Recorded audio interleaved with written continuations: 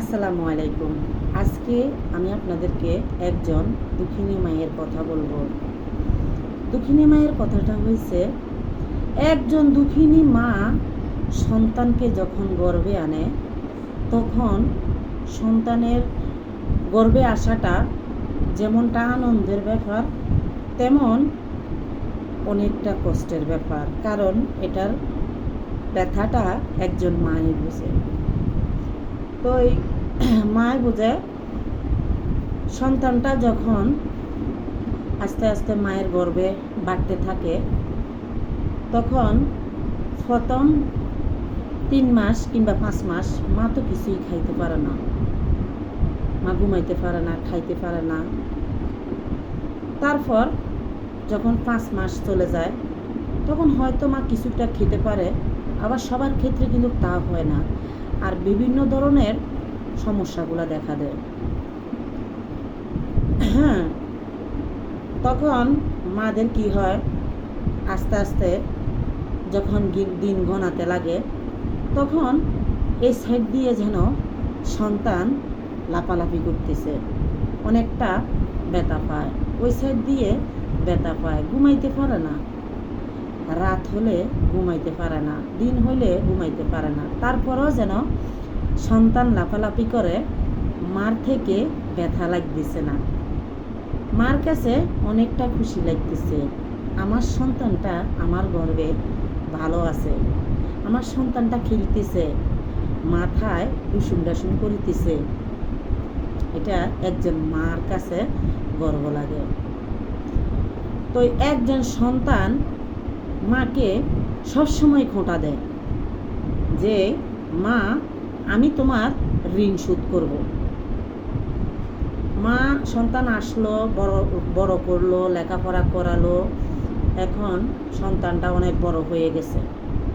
এখন সন্তানের কাছে তো সন্তান বড় হয়ে গেছে, মায়ের কাছে কি সন্তান বড় হয়েছে? তা তো কখনো হয় নাই। তো সন্তান সবসময় মাকে বলে, মা আমি তোমার ঋণ শোধ করব। তো এই কথাটা বলাতেই মা সবসময় একটা মুচকি হাসি দেয়। সন্তান যখন এই কথাটা বলে, তখন মা মুচকি হাসি দেয়, কারণ মা বুঝে যে আমার সন্তানটা এখনো ছোট আছে, মায়ের ঋণ কি শোধ করা যায়? তখন একদিন মা ভাবতে লাগলো যে এভাবে তো আর হবে না, আমার সন্তানটাকে বুঝতে হবে যে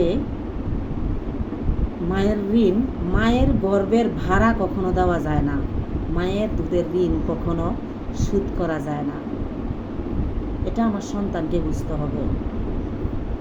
আমরা কিছু মায়েরা আছি যে কোনো একটা কিছু শুনলে যে সন্তানের সাথে হাম তাম এটা সেটা। আসলেই কি, অনেকে অনেক কিছু দেখলে শিখার আছে, কেউ দেখে শিখে খারাপ হয়, আর কেউ দেখে না শিখে খারাপ হয়। এটা ভুল বোঝার দিকে নিয়ে যায়। তো আপনারা এটা ভুল বোঝার দিকে নেবেন না। মা কি করলো, সন্তানটাকে একটা আম দিল, আজকে দিয়ে বলল যে বাবা তুমি একটা কাজ করো। মা বলল, কি মা? বলল যে তুমি আজকে, আমি তোমাকে আজকে এই আমটা আমি দিলাম, আমটা প্রায় ধরুন 1 কেজির মতো এরকম হবে, এই আমটা দিলাম আমি যেইভাবে তোমাকে এই আমটা দিছি, এটাতে একটু দাগ লাগে নাই, কোনো কিছুই হয় নাই, ঠিক এইভাবে কালকে সকালে তুমি আমাকে আমটা এইভাবে দিবা। তখন সন্তানকে বলল, সন্তান তখন লাফ দিয়ে উঠে বলতেছে, এটা কোনো কাজ হইল মা, তুমি আমার এটা কাজ দিলে? এটা বলেই সন্তান হাসতে হাসতে চলে গেল। তখন মা বলতেছে, আচ্ছা ঠিক আছে। সবাই ঘুমিয়ে গেছে, আর সন্তান কি করছে, তবে না, এখানে আমার ভুল হয়েছে। মা বলেছিল, তুমি এই আমটাকে তোমার বুকের উপরে নিয়ে ঘুমাইতে হইব, তোমার বুকের উপরে নিয়ে তুমি আমটা ঘুমাইতে হইব। কি বলল? বুকের উপরে। আচ্ছা, সন্তান তখন গেল, রুমে যাই, আমটা সোজা তার বুকের উপরে নিল, নিয়ে বলতেছে, আমার মা আমাকে এমন একটা কথা বলছে, আমার মা একদম বোকা। এটা একটা কাজ হলো, এটা নাকি আমি কালকে সকালে আমার মাকে দিলে আমার মায়ের ঋণ, গর্ভের ভাড়ার ঋণ, দুধের দাবি সব কিছুই চলে যাবে। এটা একটা কাজ হলো, আমার মা একদম বোকা, আমার মায়ের মতো বোকা আর কেউ নেই। এটা বলি সন্তান ঘুমিয়ে গেছে। পরদিন সকালে মা উঠল, উঠে গড় ঝাড়ু দিল, গড় ঝাড়ু দিয়ে নামাজ পড়ে মা ছেলেকে ডাকতে গেল, বাবা বাবা ওঠ, তোর মা এসেছে।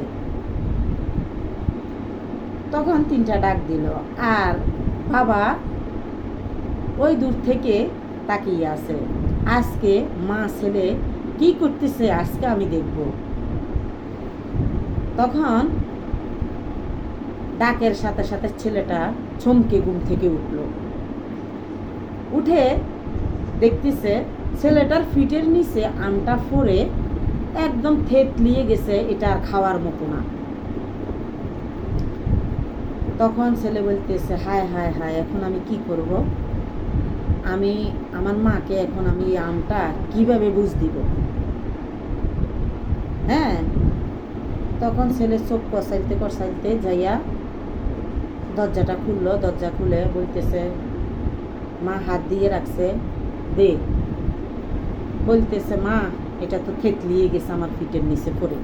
কিন্তু দেখেন মূর্খটাকে ছেলে। তখন মা প্রশ্ন করলো, বাবা রে, আমি তোকে 10 মাস 10 দিন গর্ভে রেখেছি, এই পেটের ভিতরে কি যে যন্ত্রণায় ছিলি এটা আল্লাহ ছাড়া কেউ জানে না। কিন্তু আমি তো তোকে কোনোদিনও একটু দাগ লাগতে দিই নাই, কোনো ব্যথা পাইতে দিই নাই। আজ আমি তোর কাছে একটা আমানত দিয়েছিলাম, এই আমানতটা তুই রাখতে পারিস নাই, তাহলে তুই আমার ঋণ কিভাবে শোধ করবি?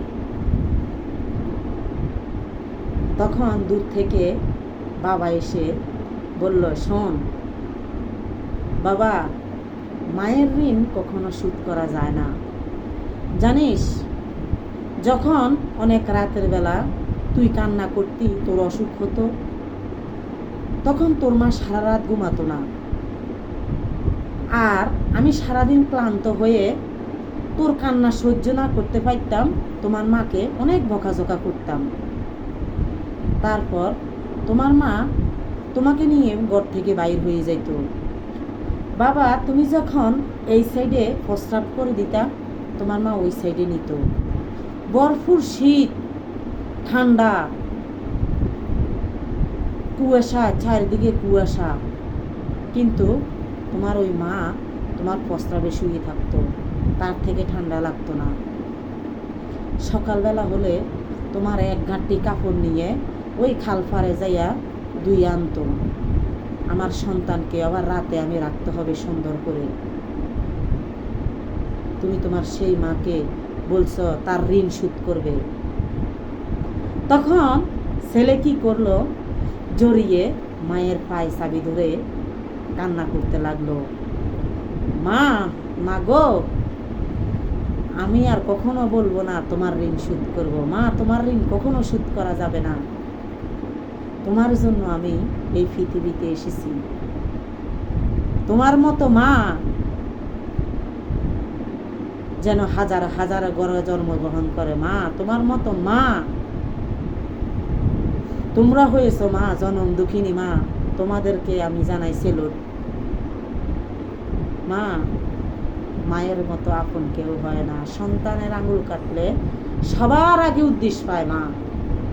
যখন মা বলে একটা চিৎকার করে, তখন মার কলিজাটার ভিতরে খাবুল মারি ধরে।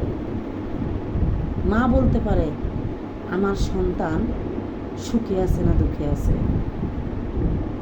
মা এমন একটা জিনিস। আমার ভাইয়েরা, আমার বোনেরা, মাকে কখনো কষ্ট দিবেন না। আপনার বেহেশত আপনার ঘরে। আপনার সুখ আপনার ঘরে, আপনার টাকা আপনার ঘরে।